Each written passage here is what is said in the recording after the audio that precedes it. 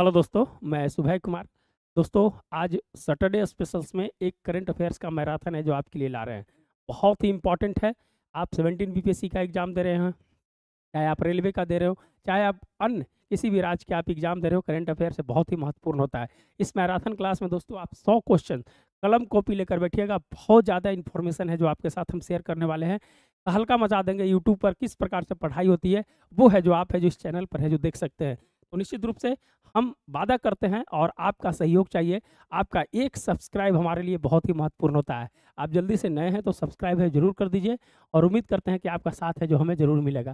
Current affairs January to अप्रैल 2024 एकदम important और की पॉइंट्स वाला है। जितने भी क्वेश्चंस रहेंगे की पॉइंट्स क्वेश्चंस रहेंगे। लाइक एंड सब्सक्राइब है जरूर कर लीजिएगा दोस्तों। और इसको है जो मैराथन क्लास है जो कर सकते हैं। कौन सा क्लास? इसको मैराथन क्लास है जो कर सकते हैं। चलिए आज के हम अपने है जो प्रोग्राम पे आते हैं। ये है जो दोस्तों मेरा टेलीग्राम लिंक है। टेलीग्राम लिंक पर आप जुड़ सकते हैं स्कैन करके। दूसरा चीज़ है कि आप 17 बीपीएससी मेंस प्रोग्राम में अगर ऐड होना चाहते हैं तो आप है जो इस चैनल पर जुड़कर है जो आप जानकारी प्राप्त कर सकते हैं। पिछले 3 साल में है दोस्तों करीब करीब 20 से 25 स्टूडेंट है जो इस ग्रुप से निकले हैं और उम्मीद करते हैं कि आप भी है जो इसमें है जो जरूर है जो शामिल होइएगा। आप जाके प्लेलिस्ट में देखिए, मॉडल आंसर इसमें दिया जाता है, रिव्यू किया जाता है और आपके साथ मेंटोरशिप का है जो काम है जो किया जाता है। तो बहुत ही महत्वपूर्ण है। आप है जो जुड़ने का प्रयास कीजिए। जितने भी इन्फॉर्मेशन है आप है जो इस चैनल पर जाकर है जो आपको मिलेगा। चलिए हम आज के क्वेश्चंस पे है जो बात करते हैं। बहुत ही इंपॉर्टेंट पहला क्वेश्चन, आप इसको लिख कर रख लीजिए कि क्वेश्चंस है जो कहीं ना कहीं आप 17 बीपीएससी में एक नंबर है जो आपको देने जा रहा है इस क्वेश्चन में। इस क्वेश्चन को लिख लीजिए, डेट लिख लीजिए और जब एग्जाम होगा तब हमसे बोलिएगा कि सर ये क्वेश्चन आया कि नहीं आया। 110% क्वेश्चन आने जा रहा है। चलिए पहला क्वेश्चन है कि पर्यावरण का मौलिक अधिकार किस जजमेंट में दिया गया। आप स्टार मार्क कर लीजिए, लिखिए और बहुत सारी चीज इसमें हम बताएंगे इन्फॉर्मेशन। कम से कम है जो 20 क्वेश्चन है जो इसमें बताएंगे अभी हम। पर्यावरण का मौलिक अधिकार पहले तो है दोस्तों मौलिक अधिकार। आप जानते हैं फंडामेंटल राइट्स, ये पॉलिटी के पाठ्य भाग 3 में है जो आर्टिकल 12 से 35 है। अब जानते हैं इस चीज़ को। छोटी छोटी चीज़ आपको भी बताते चलेंगे कि बिगनर्स भी है उनको भी है जो समझ में आ जाए। चलिए तो अभी हाल फिलहाल में दोस्तों चंद्रचूड़ साहब जो माननीय हमारे जो सुप्रीम कोर्ट के चीफ जस्टिस ऑफ इंडिया है, उन्होंने है जो एक उनकी बेंच ने पर्यावरण को है जो मौलिक अधिकार माना। आर्टिकल 14 और 21 के तहत, आर्टिकल 14 और 21 के तहत है जो दोस्तों है जो पर्यावरण को मौलिक अधिकार के रूप में है जो घोषित किया है। इसकी व्याख्या होनी बाकी है। ये मेंस में भी क्वेश्चन है जो इस क्वेश्चन पूछने जा रहा है, याद कर लीजिएगा। चलिए तो इसका जो ऑप्शंस कौन कौन होंगे बताएंगे। एम के रंजीत सिंह बनाम भारत सरकार, दूसरा ऑप्शन है MC मेहता बनाम कमलनाथ, MK सुंदरम बनाम भारत सरकार, इनमें से कोई नहीं। दोस्तों ये है कहानी। एक पक्षी, ग्रेट इंडियन बस्टर्ड एक पक्षी है दोस्तों। वो है जो राजस्थान और गुजरात के क्षेत्र में पाया जाता है। कहाँ पर? यह है दोस्तों राजस्थान और गुजरात का एरिया है। यहाँ पर ग्रेट इंडियन बस्टर्ड पाया जाता है। कहाँ? ग्रेट इंडियन इंडियन बस्टर्ड है जो पाया जाता है। ये पक्षी है जो विलुप्त प्राय हो रही थी दोस्तों। इसके पीछे कारण बताया गया कि पर्यावरण प्रदूषण के कारण और वहाँ पर जो सौर ऊर्जा और पवन ऊर्जा का बहुत बड़ा क्षेत्र है, तो वहाँ पर जो हाइपर टेंस जो लाइन जो जाती है उस लाइन में फंस कर है जो बहुत सारे पक्षी है जो मर रहे थे। तो उसी को लेकर है जो याचिका है, ये है जो पर्यावरणविद भी हैं और पक्षी की देख रेख भी करते हैं। तो दोस्तों इन्होंने एक याचिका लगाई सुप्रीम कोर्ट में कि महोदय जो हमारी जो पवन ऊर्जा और सौर ऊर्जा से जो बिजली आती है, जो लाइन जो गुजर रही है, उस लाइन में बहुत सारे पक्षी है जो ग्रेट इंडियन बस्टर्ड है जो मर रहे हैं। तो दोस्तों इस बेंच ने सुना और बेंच ने सुनने के बाद फैसला किया कि उसको संरक्षित किया जाना बहुत जरूरी है। तो इसी में MK रंजीत सिंह बनाम भारत सरकार में है जो दोस्तों है जो पर्यावरण को मौलिक अधिकार का है जो दर्जा दिया गया, इसकी व्याख्या होगी। बहुत सारी चीजें हैं। जब जब दोनों बेंचों की तरफ से जो बात बहस हुई दोस्तों, तो जो जो भारत सरकार की तरफ से थे उन्होंने कहा कि आर्थिक विकास के लिए हमें है जो ऊर्जा की ज़रूरत है।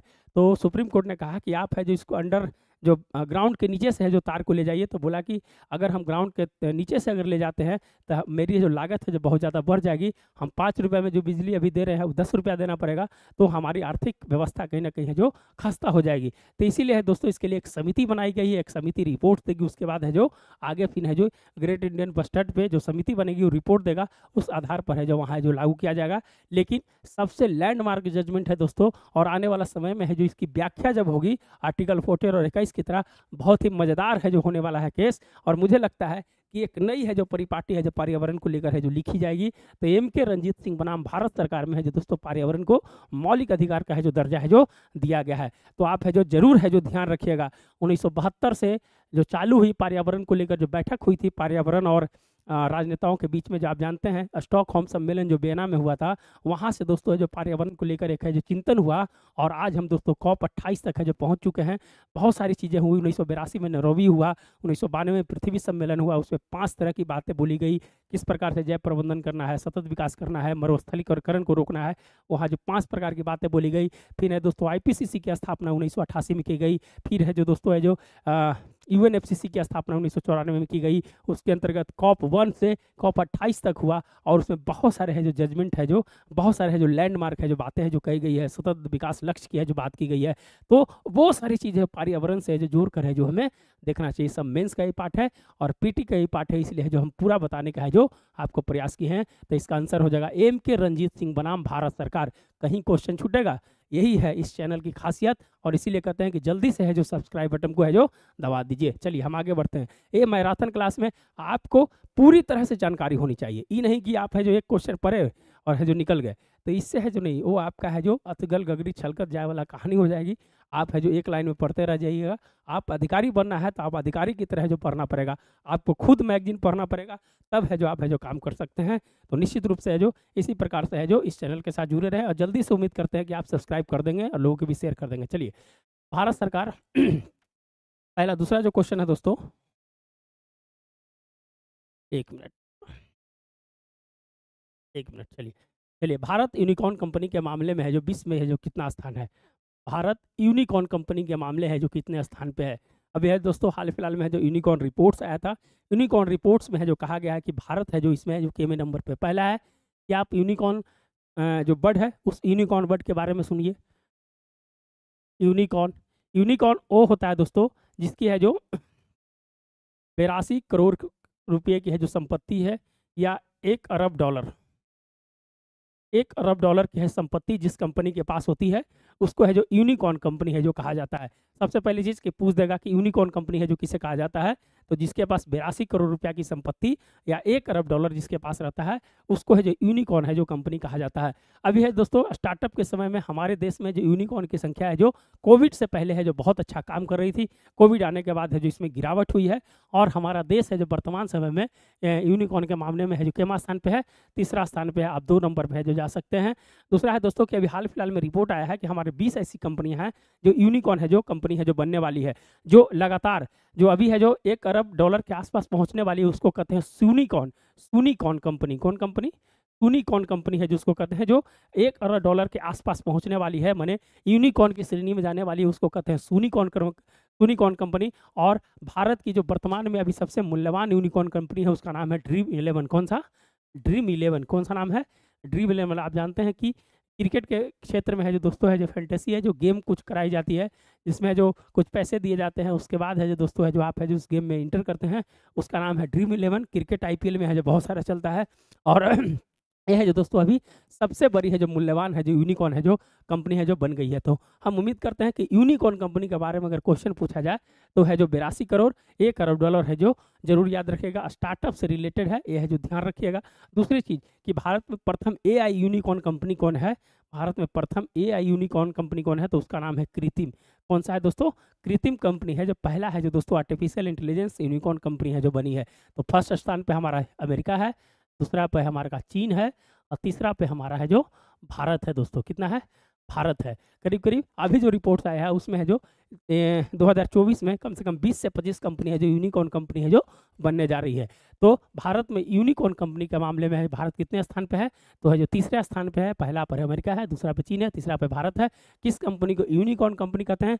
किस कंपनी को यूनिकॉर्न कंपनी कहते हैं?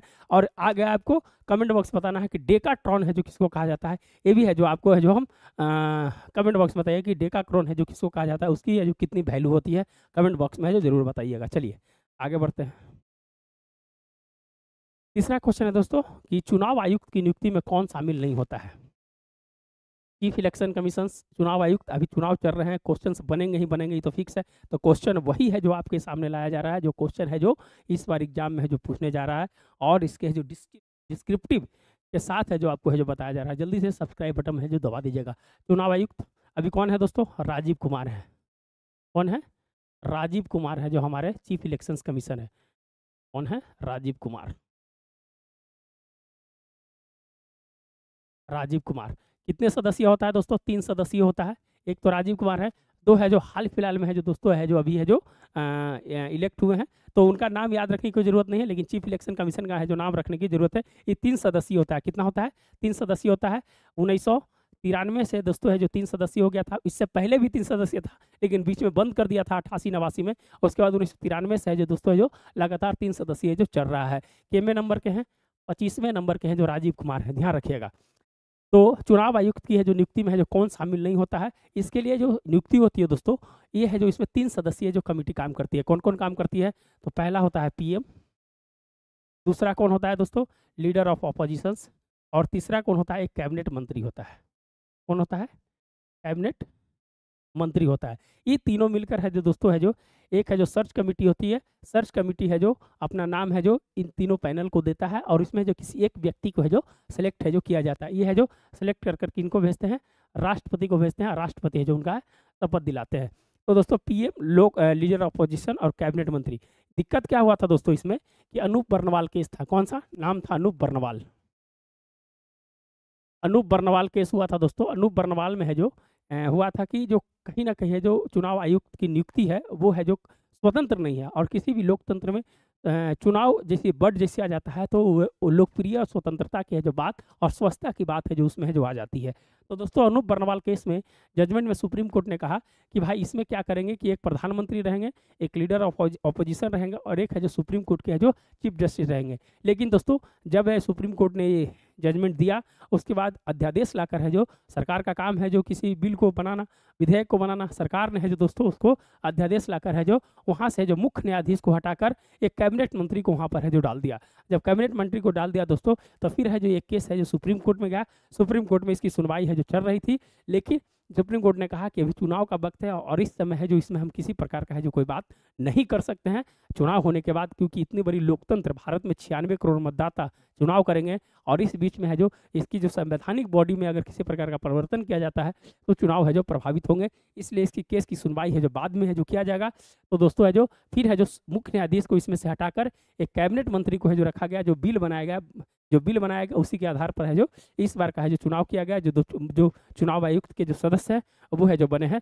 तो इसमें से मुख्य न्यायाधीश अब नहीं रहते हैं। इसका आंसर क्या हो जाएगा? 4 नंबर पॉइंटर पे आप जा सकते हैं। तो मुख्य आयुक्त की नियुक्ति में है जो कौन शामिल नहीं होता है? तो मुख्य न्यायाधीश है जो इसमें है जो शामिल नहीं होता है। प्रधानमंत्री होता है, विपक्ष के नेता होता है, कैबिनेट मंत्री होता है, मुख्य न्यायाधीश नहीं होता है। तो आप है जो इसको बताइए कि यहाँ से कहीं क्वेश्चन है जो छूटने की बात है, संभव ही नहीं है कि कोई क्वेश्चन है जो यहाँ से छूट पाएगा आपको। चलिए भाग 15 में है, निर्वाचन की बात की गई है। भाग 15 में 324 से 329। आप बताइए कि आप वोट देते हैं, वो वोट देने का जो अधिकार है मौलिक अधिकार है कि नैतिक अधिकार है कि कानूनी अधिकार है कि अनिवार्य अधिकार है? आप है जो कमेंट बॉक्स में इसका आंसर है जरूर दीजिएगा कि वोट देने का अधिकार है जो किस प्रकार का अधिकार है जो आपके समय में आता है, और कौन सा आर्टिकल में है जो वोट देने का अधिकार है। दोनों क्वेश्चन है जो कमेंट बॉक्स में जो लिख कर है जो जरूर बताइएगा। चलिए आगे बढ़ते हैं। किस भारतीय खगोल विज्ञानी के नाम पर क्षुद्र ग्रह का है जो नाम रखा गया है? बहुत वीवीआई क्वेश्चन लिख के रख लीजिए। क्वेश्चन ये भी है जो पूछने जा रहा है आपको। तो ऐसा ही क्वेश्चन है जो इस चैनल बनाती है, जो है जो आपके एग्जाम पॉइंट ऑफ व्यू से बहुत ही महत्वपूर्ण होता है। जल्दी से आप है जो सब्सक्राइब बटन को दबा दीजिए, उसके बाद है जो लाइक कर दीजिए। देखते हैं कितना लाइक आता है। किस भारतीय खगोल विज्ञान के नाम पर है जो क्षुद्र ग्रह का है जो नाम है जो रखा गया है? पहला है जयंत मूर्ति, करिधान मूर्ति, संजय मूर्ति, और इनमें से कोई नहीं। तो दोस्तों हाल फिलहाल में है जो ये नाम रखती है IAU, इंटरनेशनल एस्ट्रोनॉमी यूनियन है, वो है जो दोस्तों है जो इस प्रकार का है जो कि कोई भी नामकरण की बात है जो की जाती है। अभी है जो आप जानते हैं कि जो चंद्रयान 3 था, जहाँ पर है जो नाम शिव शक्ति है जो दिया गया था, तो अभी है जो कुछ दिन पहले है जो IAU ने कंफर्म किया कि हाँ वहाँ का नाम है जो शिव शक्ति रहेगा। प्रधानमंत्री जी ने है जो वहाँ अनाउंस कर दिया था 23 तारीख को, जब है जो वहाँ चंद्रयान 3 गया था। तो उसके बाद है दोस्तों IAU ने है जो उसको 2-3-4 दिन पहले है जो उसको वेरीफाई कर दिया कि 110% वहाँ का नाम है जो शिव शक्ति ही रहेगा। तो IAU ने किस भारतीय के नाम पर है जो खगोल विज्ञानी है उनके नाम पर क्षुद्र ग्रह का है जो नाम रखा गया है? तो उनका नाम है दोस्तों जयंत मूर्ति। क्या नाम है? जयंत मूर्ति है जो उसका नाम है। अब है जो इसके इंपॉर्टेंट चीज़ को है थोड़ा दिखाते हैं जो बहुत ही इंपॉर्टेंट होगा आपके लिए। देखिए आकाश गंगा में 2 शुरुआती निर्माण खंडों की पहचान। आसमान में जयंत मूर्ति, देखिए आसमान में जयंत मूर्ति खगोल विज्ञानी के नाम पर है जो क्षुद्र ग्रह का है जो नाम रखा गया है। देखिए अब क्वेश्चन कहाँ से उठाएगा तो कहिएगा कहाँ से क्वेश्चन पूछा गया है? क्वेश्चन यहाँ से पूछा जाता है, इसको है जो करना है आपको। जब तक ये नहीं कीजिएगा जब तक आप कुछ नहीं कर पाइएगा। मैगजीन पढ़ते रहिए। अरे मैगजीन में वही चीज़ रहता है जो लिख देता है, इतना लिख दिया, अब उसको जब पढ़ते रहिए, रटते रहिए। अरे क्या पढ़ना है, ये चीज़ को सिलेक्शन करना आपका काम है ना। आप एग्जाम दे रहे हैं, आप है जो एग्जामिनी, आप है जो आप कैंडिडेट है, तो आपको समझना है कि कौन सा क्वेश्चन है जो आपको आपके लिए बहुत ही महत्वपूर्ण है। तो दोस्तों आसमान में जयंत मूर्ति के नाम पर है दोस्तों क्षुद्र ग्रह का जो नाम रखा गया है, यह है जो ध्यान रखिएगा। चलिए, सिक्कल सेल एनीमिया है जो कब तक है जो खत्म करने का है जो लक्ष्य रखा गया है। सिक्कल सेल एनीमिया, एनीमिया जब बढ़ आ जाए दोस्तों तो रिलेटेड किससे होगा, ब्लड से, ब्लड से रिलेटेड होगा। और प्रधानमंत्री की बहुत बड़ी है जो ये सोच है दोस्तों की है जो सिक्कल सेल एनीमिया होती है उसको है जो कहीं ना कहीं जो खत्म करना है। पहला है तो एनीमिया है जो ब्लड से होता है। अब जो रोग के अगर बात करें दोस्तों तो रोग है जो 3 प्रकार के रोग होता है। एक है जो समय के आधार पर, एक होता है दोस्तों है जो प्रसार के आधार पर, और एक है जो दोस्तों है जो आपका है जो बैक्टीरिया होता है जो आपका प्रोटोजोआ हो गया, विषाणु हो गया, तीसरा हो गया बैक्टीरिया हो गया।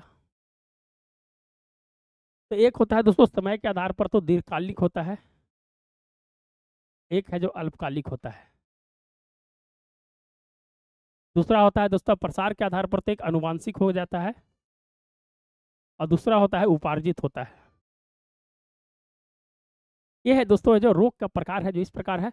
तो इसमें है जो समझना है कि जो एनीमिया है जो दोस्तों ये है क्या है, ये है जो आपका जेनेटिक्स रोग है। क्या है ये, जेनेटिक्स रोग है। क्या होता है, जेनेटिक्स रोग, अनुवांशिक रोग इसको कहते हैं। ये है जो ट्रांसफर होता है, जीन ट्रांसफर होता है। दोस्तों आप जानते हैं कि डीएनए के अंदर में जीन होता है, वहाँ पर है जो सभी संरचना है जो वहाँ पाई जाती है। तो वो जब ट्रांसफर होता है किसी दूसरे में तो वो बीमारी है जो उसके साथ है जो लेकर है जो चला जाता है। तो सिक्कल सेल एनीमिया है दोस्तों, क्या होता है कि ब्लड जो होता है वो है जो हंसिए के आकार की हो जाती है। कैसी हो जाती है, ब्लड है जो हंसिए के आकार की हो जाती है, और उसको जो सिक्कल सेल है जो उसको है जो बोला जाता है, हंसिए के आकार का इसको बोला जाता है, इसलिए सिक्कल सेल उसको बोला जाता है। तो दोस्तों जो खत्म करने का लक्ष्य 2047 तक है जो लिया गया। प्रधानमंत्री शहडोल से है जो इसकी है जो घोषणा किए थे कि हम है जो 2047 तक सिक्कल सेल एनीमिया को है जो खत्म कर देंगे। शहडोल है जो दोस्तों एमपी में है, और ज़्यादातर है जो जनजाति जो क्षेत्र में पाए जाते हैं, जो जनजाति क्षेत्र में जो लोग रहते हैं उनमें है जो ज़्यादातर है जो ये सिक्कल सेल एनीमिया है जो देखा गया है। तो वो स्पेशल है जो प्रोग्राम है जो पीबीटीजी प्रोग्राम है उसमें भी है जो इसको है जो रखा गया है। तो 2047 जो है एक लैंडमार्क है, और सिक्कल सेल एनीमिया 2047 तक है जो खत्म करने का है जो लक्ष्य है जो रखा गया है। चलिए, बहुत सारी चीज़ें हैं जो इंपॉर्टेंट है जो आपको हम बता रहे हैं। चलिए, 2024 लोकसभा चुनाव में है जो कितने मतदाता है जो हिस्सा ले रहे हैं। 2024 का लोकसभा चुनाव में कितने मतदाता है जो हिस्सा ले रहे हैं, 94 करोड़, 95 करोड़, 96 करोड़, 97 करोड़। पहला तो दोस्तों 2024 का लोकसभा चुनाव है जो 18वीं लोकसभा का चुनाव है, जो बहुत ही इंपॉर्टेंट चुनाव होने जा रहा है। 7 चरणों में है जो चुनाव होगा। कल उसके पहले चरण है जो खत्म हो गए। 102 सीट पर है जो पहला चुनाव हुआ था। 21 राज्यों में है जो चुनाव हो गए। 102 सीटें पर तमिलनाडु की टोटल 39 सीटों पर है जो कल चुनाव हो गई। तो बहुत इंपॉर्टेंट चीज़ है, जल्दी से सब्सक्राइब कीजिए इस चैनल की खासियत को समझकर, और आपका प्यार और आपका अधिकार को देखकर है जो हमें कहना पड़ता है कि आप है जरूर है जो इसमें सपोर्ट कीजिएगा। तो जल्दी से है दोस्तों है जो एक है जो सब्सक्राइब बटन, एक लाइक बटन है जो दे दीजिए। तो 18वां लोकसभा चुनाव में है जो दोस्तों कुछ बात करेंगे। पहला तो बात करेंगे दोस्तों कि आपसे जो क्वेश्चंस पूछा जाता है कि लोकसभा चुनाव में प्रत्याशियों की अधिकतम जो खर्च सीमा क्या है। खर्च सीमा पहले है जो क्वेश्चन पूछा जाता है वही बात करेंगे। तो खर्च सीमा है दोस्तों 95 लाख, बड़े राज्यों के लिए 95 लाख, और छोटे राज्य के शासित प्रदेशों के लिए कितना है 75 लाख रुपया।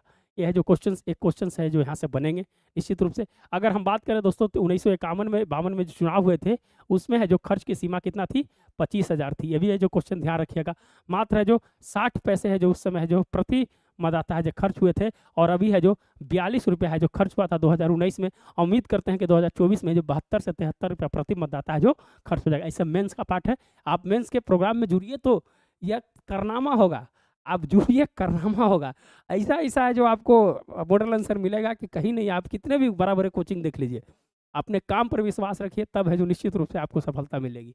आप कैसे क्वेश्चंस लिखते हैं, आपकी एग्जाम में परफॉर्मेंस कैसा होगा, ये है जो इस चैनल है जो तय करेगा। तो निश्चित रूप से बहुत ही महत्वपूर्ण है।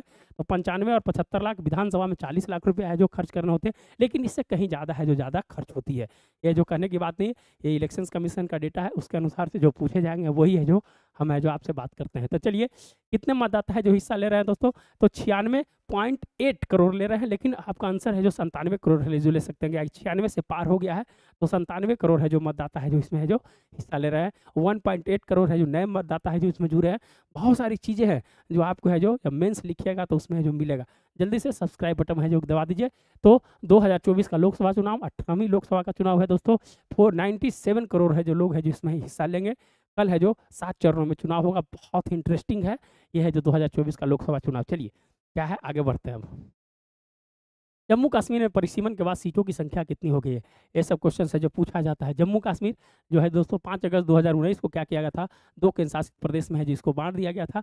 वहाँ को है जो विधानसभा के जो भंग करके है दोस्तों, वहाँ पर है जो राष्ट्रपति शासन लगा हुआ था, उसके बाद है जो उसको है जो केंद्र शासित प्रदेश है जो बना दिया। तो दोस्तों अभी है जो वहाँ परिसीमन हुआ था। रंजना प्रसाद देसाई जो न्यायमूर्ति थे, उनकी अध्यक्षता में, कौन थे, रंजना प्रसाद देसाई, क्या थे, रंजना प्रसाद देसाई, उनकी अध्यक्षता में है दोस्तों है जो एक कमेटी बनी थी परिसीमन का। परिसीमन क्या होता है दोस्तों, आप जानते हैं कि किसी भी जो विधानसभा या लोकसभा क्षेत्र की है जो सीटों का है जो निर्धारित करती है। अभी तक 4 बार हो चुका है, 52, 62, 72 और 2002।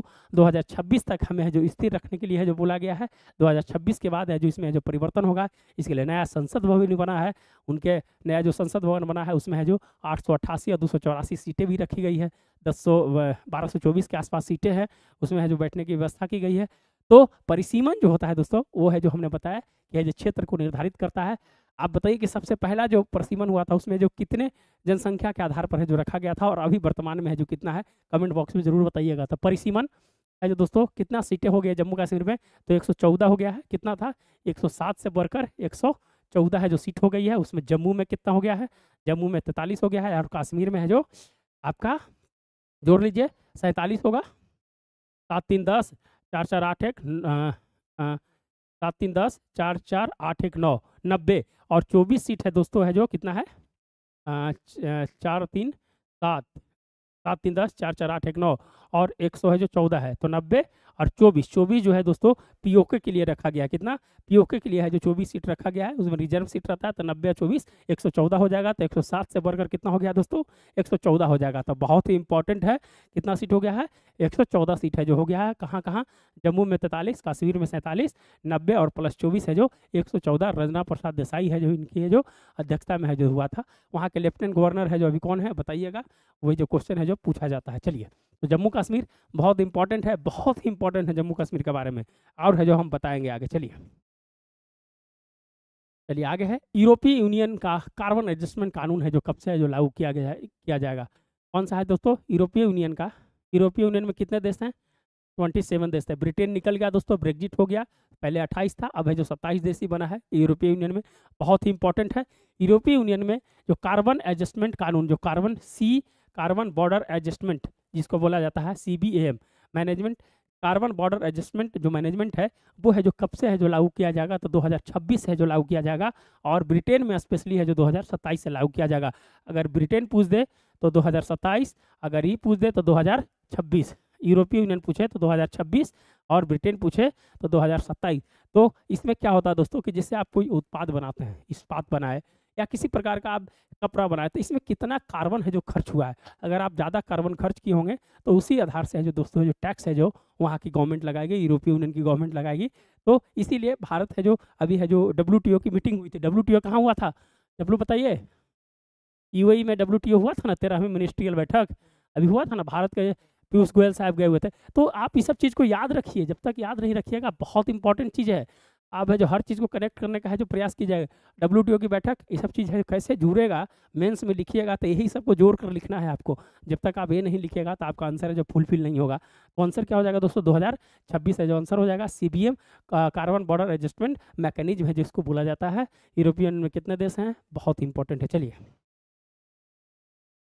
वर्ष 2024-25 के लिए गन्ने का है जो समुचित मूल्य जो गन्ना होता है दोस्तों, आप जानते हैं समुचित मूल्य कितना है जो हो गया है 2024-25 के लिए। तो इसको FRP प्राइस बोला जाता है। FRP फेयर रिम्यूनरेशन प्राइस, इसके लिए है जो एक मिनिमम मूल्य होता है दोस्तों, उसी मूल्य पर है जो गन्ना है जो खरीदना होता है। सरकार है जो इसको रेट को तय करती है, एक कानूनी प्रावधान से है जो इसको लाया गया था। और दोस्तों पहले 315 रुपया था, उसमें 25 रुपया बढ़ाया है, 340 रुपया है जो गन्ने का समुचित मूल्य है जो हो गया है। आप है जो MSP बहुत चीज लाते हैं, तो जो मिनिमम सपोर्ट प्राइस होता है जो 23 फसलों पर दिया जाता है, उसके लिए भी सरकार है जो तय करती है। रबी फसल, गेहूं के लिए, तिलहन के लिए, दलहन के लिए, बहुत सारी चीज़ों के लिए है जो 23 फसलें के लिए है जो सरकार ने जो मिनिमम सपोर्ट प्राइस है जो तय करती है। और गन्ना के लिए जो स्पेशल 2024-25 के लिए है 340 रुपये है जो रखा गया। गन्ना सबसे ज़्यादा कहाँ पर होता है दोस्तों? यूपी में है जो सबसे ज़्यादा गन्ना होता है, उसके बाद महाराष्ट्र में होता है। कहाँ पर? महाराष्ट्र में, ध्यान रखिएगा। यूपी में सबसे ज़्यादा गन्ना होता है, चीनी भी होता है। चीनी अनुसंधान केंद्र भी है, कहाँ पर है जो? कानपुर में है दोस्तों, आप जानते हैं कानपुर में है जो चीनी अनुसंधान केंद्र भी है, ध्यान रखिएगा। तो गन्ना प्रजनन केंद्र कोयम्बटूर में है, वो भी ध्यान रखेगा। तो जो भी चीज़ आता है दिमाग में आज उसको जो लिखने का प्रयास कीजिए तो बहुत इंपॉर्टेंट होगा। तो 340 रुपया है जो FRP प्राइस है जो गन्ने का है जो हो गया है, ध्यान रखिएगा। गन्ने का अभी कुछ दिन पहले एक नई किस्म भी आई है, वो किस्म को है जो आप बताना है कि कौन सा किस्म है जो गन्ने की है जो अभी आई है, ध्यान रखिएगा इस चीज़ को। ये सब चीज़ है जो आपको है जो बहुत इंपॉर्टेंट होता है, ये सब चीज़, यही सब क्वेश्चन है जो पूछा जाता है। चलिए, अल शिफा अस्पताल हाल में कहाँ है? चर्चा है, बहुत चर्चा में था दोस्तों। अल शिफा अस्पताल हाल में कहाँ में है? तो दोस्तों ये है जो कहाँ पर है? गाजा में है। अभी हाल फिलहाल में इजराइल ने है जो हमला किया था, तो अल शिफा है जो अभी 2 बार हमला है जो वहाँ पर हो चुका है। तो अल शिफा अस्पताल है जो कहाँ पर है? गाजा पे है। इसका बहुत विस्तृत लेक्चर है जो दोस्तों है जो हमने लिया है 2 दिन पहले। आप कमेंट बॉक्स में जाइए, अरे प्लेलिस्ट में जाइए, वहाँ देखिए पूरे इजराइल और ईरान और गाजा कैसे कैसे है जो अभी वर्तमान में युद्ध चल रहा है, उस पर भी हमने लेक्चर लिया। उसमें भी है अल शिफा का मैंने जिक्र किया था, तो यहाँ पर जिक्र करना मुझे अच्छा नहीं लग रहा है, तो यहाँ पर आंसर हो जाएगा इसका गाजा है जो आंसर हो जाएगा। आप है जो जरूर है जो उसको देख लीजिएगा। चलिए, विश्व की पहली melanistic tiger safari, melanistic tiger safari है जो कहाँ पर खोला गया? विश्व की पहली मेलानिस्टिक टाइगर सफारी है जो कहाँ पर खोला गया है? मेलानिस्टिक ये है जो दोस्तों क्या होता है? जो आपका जो मेलानिन जो चमड़ी होता है, इससे रिलेटेड है जो बात है। क्वेश्चंस को समझिए। तो दोस्तों क्या होता है, जो टाइगर होता है, टाइगर के शरीर पर दोस्तों काला काला है जो इस प्रकार की धारी हो जाती है, और उसी प्रजाति का होता है, कोई नया प्रजाति नहीं होता है। उसी को दोस्तों है जो मेलानिस्टिक है जो कहा जाता है। काला काला काले काले धारी वाला है जो उसको है जो टाइगर है जो कहा जाता है, उसका नाम है जो दोस्तों क्या है?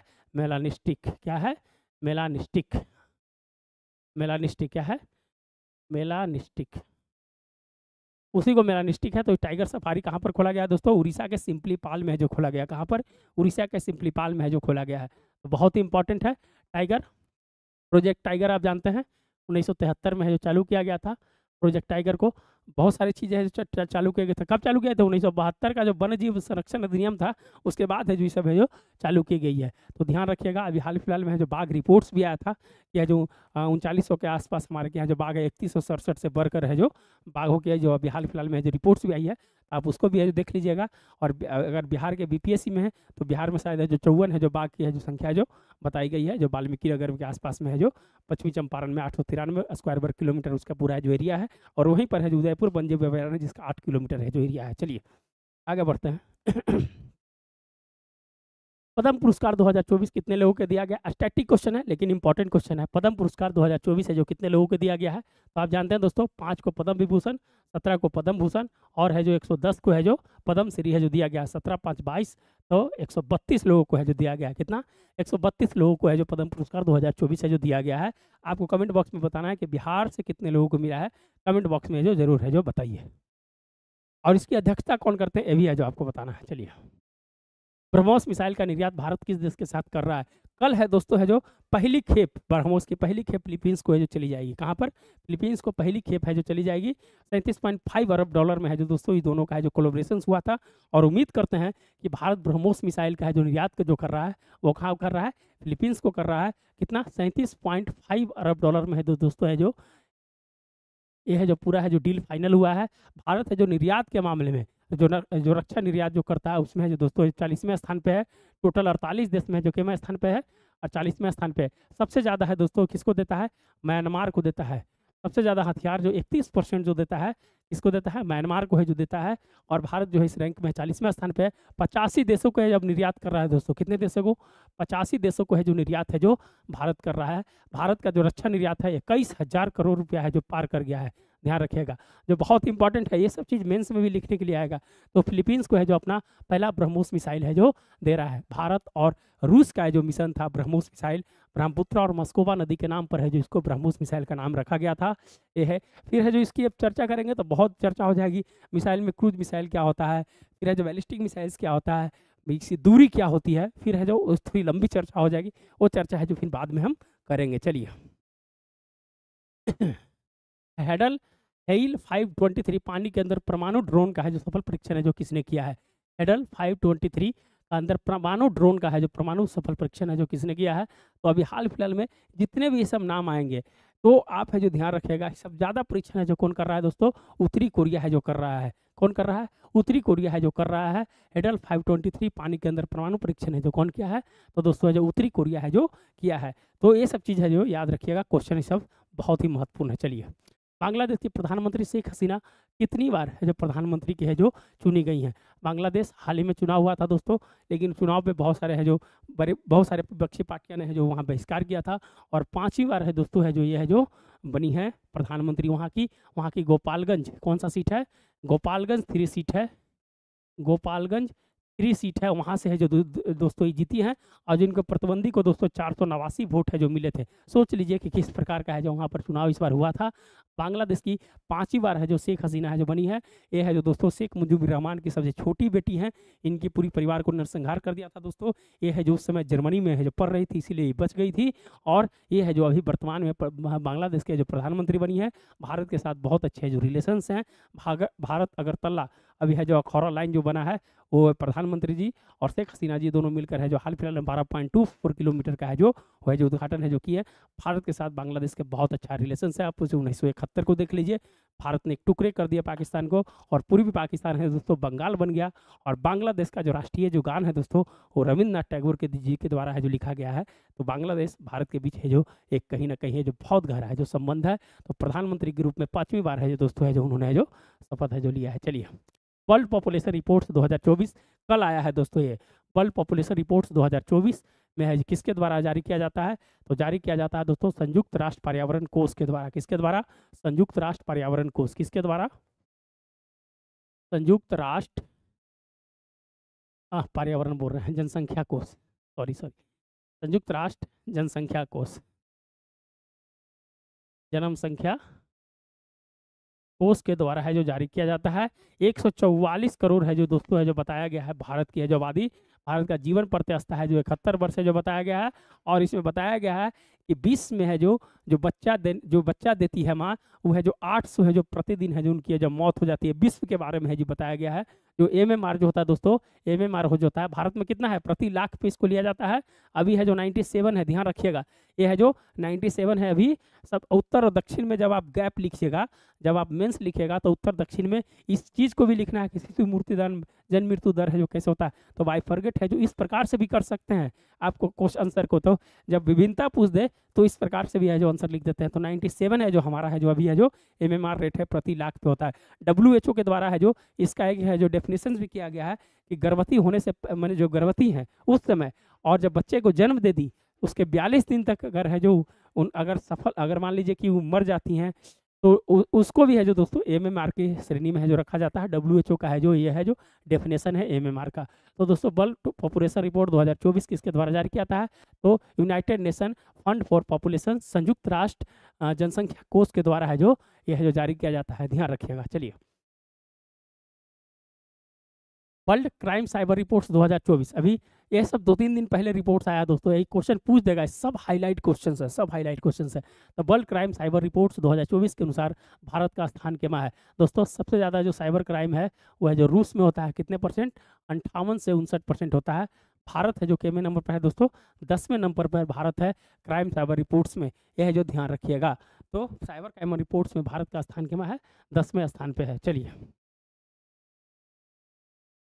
ट्रैफिक इंडेक्स रिपोर्ट 2023 के अनुसार, 24 का नहीं 23 का, पिछले वाला अभी इस साल आया है 2023 के अनुसार वर्ल्ड में सबसे खराब ट्रैफिक किस शहर की है। शहर को ऐसे लिखा जाता है, तो किस शहर की है, पुणे, लंदन, संघाई और बेंगलोर। दोस्तों सबसे ज़्यादा जो ट्रैफिक है जो लंदन की है, कितना है, अगर 10 किलोमीटर अगर जाना है तो औसत है दोस्तों 38 मिनट का है जो समय है जो वहाँ पर लगता है जाने में।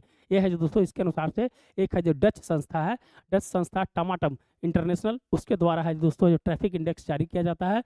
और है जो लंदन को सबसे है जो खराब बताया गया है, पुणे 6ठा नंबर पर है और बेंगलोर को है 7वां नंबर पर बताया गया है। 10 किलोमीटर जाने पे है जो 27 घंटे और बेंगलोर को है जो 26 घंटे है जो 10 किलोमीटर जाने पर लगता है। और लंदन को सबसे ज़्यादा है जो 38 घंटे है जो लगता है। तो ट्रैफिक इंडेक्स 2023 रिपोर्ट के अनुसार सबसे खराब है जो किसका, लंदन का। इससे है जो स्वास्थ्य खराब होता है, बहुत सारी चीज़ें हैं, अर्थव्यवस्था पर बुरा प्रभाव पड़ेगा, ईंधन जल्दी खपत होगा, ईंधन की जो खपत की मात्रा है जो बढ़ जाएगी, जल्दी नहीं बढ़ जाएगी। तो निश्चित रूप से ये सब चीज़ है जो आपको है जो इसमें है जो मेंस लिखेगा तो इसमें है जो हो सकता है। चलिए आगे है कि सिख विरासत दिवस कनाडा है जो किस महीने को है जो मना रहा है। सिख विरासत दिवस, वहाँ की राजनीति है दोस्तों सिखों पर है जो बहुत ज़्यादा निर्भर करती है। तो कनाडा में है जो सिखों की संख्या है जो सबसे ज़्यादा, हमारे जो पढ़ने वाले जो ज़्यादातर जो है जो पंजाब उंजाब के हैं वो ज़्यादातर कनाडा ही जाते हैं। और सबसे ज़्यादा है जो दोस्तों यहाँ से माइग्रेशन है जो वहीं पर होता है। तो दोस्तों है जो सिख विरासत दिवस कनाडा में किस महीने को मनाया जाता है, तो अप्रैल को है जो मनाया जाता है। वहाँ पर सिख विरासत दिवस है जो मनाया जाता है, ध्यान रखिएगा।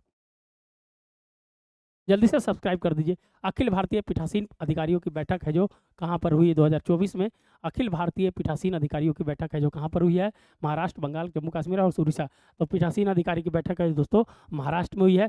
पीठासीन अधिकारी उसको कहते हैं दोस्तों जो विधानसभा अध्यक्ष या लोकसभा अध्यक्ष है।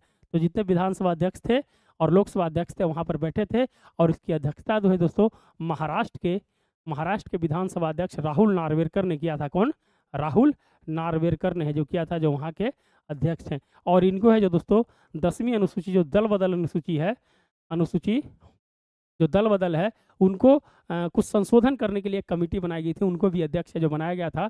जो 52वां संविधान संशोधन 1985 में दल बदल अधिनियम को लाया गया था। फिर है दोस्तों है जो 2003 में है जिसमें संशोधन है जो किया गया था। पहले 1/3 था, अब 2/3 है जो उसको हटाकर 2/3 कर दिया था। तो और अंतिम निर्णय जो होता है विधानसभा अध्यक्ष का होता है। तो उसमें कुछ वहाँ की जो एनसीपी पार्टी थी और जो शिवसेना पार्टी थी, आप जानते हैं कि किस प्रकार टूटी थी वहाँ, उसको लेकर है जो दल बदल अधिनियम में कुछ है जो बदलाव करने की है जो बात है जो इन्होंने है जो कही है। तो महाराष्ट्र में है दोस्तों पीठासीन अधिकारी की बैठक हुई है। चलिए गोलन हाइट्स किस देश में, अभी हाल फिलहाल में है गोलन हाइट्स है जो नाम सुने होंगे। तो गोलन हाइट्स है दोस्तों, आप है जो इजराइल को जब देखिएगा, इजराइल के इस इलाके में है जो दोस्तों है जो गोलन हाइट्स है, कहाँ पर है जो गोलन हाइट्स है। और यहीं पर है जो सीरिया है दोस्तों, सीरिया से 1967 में है जो इजराइल है जो जीत कर है जो गोलन हाइट्स को अपने पास ही जो ले लिया था। और गोलन हाइट्स है अभी किसके पास है, इजराइल के पास है। किसके पास है, अभी है जो इजराइल के पास है गोलन हाइट्स, किसके पास है, इजराइल के पास है। चलिए सरकार ने किस आयोग का प्रतीक चिन्ह को है जो बदल दिया है, सरकार ने किस आयोग के प्रतीक चिन्ह को बदल दिया है, तो हाल फिलहाल में SBI, चिकित्सा आयोग, फिल्म आयोग और रक्षा विभाग। तो दोस्तों चिकित्सा आयोग का है जो प्रतीक चिन्ह को है जो सरकार ने है बदल दिया है। अभी हाल फिलहाल में RBI के 90 बरस पूरे हो गए हैं दोस्तों, IMD के 150 बरस पूरे हो गए हैं, सब क्वेश्चन पूछेगा। मानवाधिकार आयोग का, मानवाधिकार जो वर्ल्ड के है उस पर है जो 75 बरस पूरे हो गए हैं। ये सब है जो क्वेश्चन है जो अभी है जो पूछ सकता है। तो RBI का 90 बरस, IMD का 150 बरस, मानवाधिकार का है जो 75 बरस। और साउंडिंग रॉकेट जो 1963 में है जो हमारी जो हुई थी, 1963 में सबसे पहला जो साउंडिंग रॉकेट जो हमारा छोड़ा गया था 1963 में, उसके भी है दोस्तों 50 बरस है जो पूरे हो गए हैं। कितना, साउंडिंग रॉकेट, वैसा रॉकेट जिसमें जो किसी बार हेड्स का प्रयोग नहीं किया, जैसे ये रॉकेट है, ये रॉकेट है, इसके ऊपर है जो कुछ है जो सेटेलाइट लगा दिया, तो ये सेटेलाइट वाला हो गया। सेटेलाइट नहीं रहता है, सिर्फ रॉकेट को है जो प्रक्षेपण किया जाता है उसको बोला जाता है साउंडिंग रॉकेट। क्या बोला जाता है, साउंडिंग रॉकेट है जो उसको बोला जाता है। चलिए आगे, कौन सा देश BRI परियोजना से बाहर हो गया, बेल्ट एंड रोड इनिशिएटिव, इसका नाम क्या है दोस्तों, 1 मिनट जल्दी से सब्सक्राइब कीजिए। और आपका है जो निश्चित रूप से है जो इस चैनल आपके लिए बहुत सारा डेडिकेटेड है दोस्तों। BRI इसको बोला जाता है belt and road initiative, belt and road initiative, road initiative. ये है दोस्तों, ये भारत है और चाइना है जो दोस्तों इसको है जो चारों तरफ से घेर लिया है। यहाँ पर चटगांव है बांग्लादेश का, मालदीव का माले है, मालदीव यहाँ पर है, मालदीव का माले है। यहाँ से दोस्तों है जो सॉरी, यहाँ है जो बांग्लादेश का चटगांव आप ले लीजिए। यहाँ पर श्रीलंका का हम्बन टोटा ले लीजिए, हम्बन टोटा ले लीजिए। यहाँ पर दोस्तों माले ले लीजिए और यहाँ पर ग्वादर को ले लीजिए पाकिस्तान। ये है जो इस प्रकार से जो घेरे हुए हैं, इसको बोलते हैं बेल्ट रोड एंड इनिशिएटिव। 2013 में है जिसकी शुरुआत हुई थी, और है दोस्तों 2019 में है जो इटली जुड़ा था, और 2023 में है जो इटली ने छोड़ दिया। तो आंसर आपका क्या हो जाएगा? इटली हो जाएगा। तो 2019 में जुड़ा, 23 में है जो छोड़ दिया। ये है दोस्तों बेल्ट एंड रोड इनिशिएटिव, और यहीं से है जो जा रहा है सीपैक। सीपैक जो लाइन जा रहा है, जिसको है जो भारत ने कहता है कि हमारी संप्रभुता का हमला है, ये है जो जिजियांग प्रांत तक जा रहा है। जिजियांग प्रांत को जो दोस्तों है जो क्या बोला जाता है? ईस्ट तुर्कमेनिस्तान भी उधर बोला जाता है। यहीं से जा रहा है, जिसको जो भारत है जिसमें शामिल नहीं होता है। और श्रीलंका की बोल रहे, ये है जो आपकी चीन की है जो सबसे बड़ी है जो परियोजना है जो दोस्तों है जो इसको माना जाता है। इसको जो काउंटर करने के लिए भारत ने भी है जो आपका है जो रसिया के साथ, अमेरिका के साथ बहुत सारे है जो गठजोड़ है जो किया जा रहा है। नॉर्थ ट्रेड साउथ कॉरिडोर है जो बनाया जा रहा है, कि मध्य पूर्व तक कैसे पहुंचा जाए। फिर है जो इसको है ये दक्षिण पूर्व एशिया में है जो कैसे है जो घेरा जाए। तो एक बड़ी चैप्टर है, वो यहाँ पर संभव अभी नहीं है उस पर बात करने के लिए। चलिए, तो इटली है जो BRI से बाहर हो गया। चलिए, डंकी ट्रेवल हाल में चर्चा में था। डंकी ट्रेवल उसको कहा जाता है दोस्तों, अवैध प्रवासी को डंकी ट्रेवल करता है। यह है जो क्वेश्चन इस तरह से पूछ देता है। शाहरुख खान की एक फिल्म कोई आई थी अभी, उसमें भी डंकी आनी थी। तो डंकी ट्रेवल का मतलब होता है दोस्तों अवैध प्रवासी। हाल फिलहाल में है जो आप जानते हैं कि एक दुबई से एक है जो फ्लाइट है जो जा रही थी कहाँ पर? इक्वाडोर। तो वहाँ पर है जो फ्रांस में उसको रोका गया। रोकने के बाद उसकी जांच की गई, तो पता चला कि है जो कहीं ना कहीं है जो ये प्रवासी लोगों को ले जाकर है जो दूसरे देश में रखेंगे और वहाँ उनसे साथ काम करवाएंगे। तो अवैध प्रवासी के रूप में वहाँ पर है जो किसी प्रकार का रख कर है जो उनसे काम करवाते हैं, इसीलिए उनका नाम है जो डंकी ट्रेवल है जो नाम है जो दिया गया है। चलिए, किस देश ने अपना दूतावास भारत में बंद कर दिया है? भारत में अपना दूतावास है दोस्तों किस देश ने बंद कर दिया है?